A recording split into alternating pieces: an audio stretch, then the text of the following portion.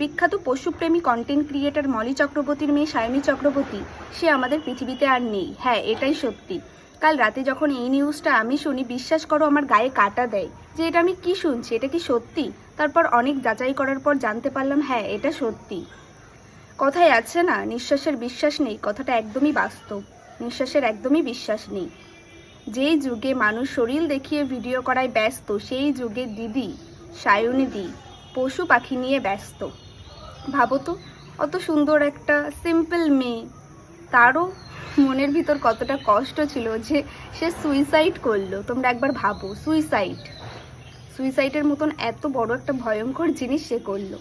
আমি তো বিশ্বাসই করতে পারছি না যে সে নেই আমাদের মাঝখানে। দিদি, তুমি কি তোমার ওই সুন্দরীর কথা একবারও ভাবলে না? তুমি কি তোমার মা বাবার কথা একবারও ভাবলে না? তুমি কি তোমার এত এত এত এত এত ভালোবাসার মানুষদের কথা একবারও ভাবলে না?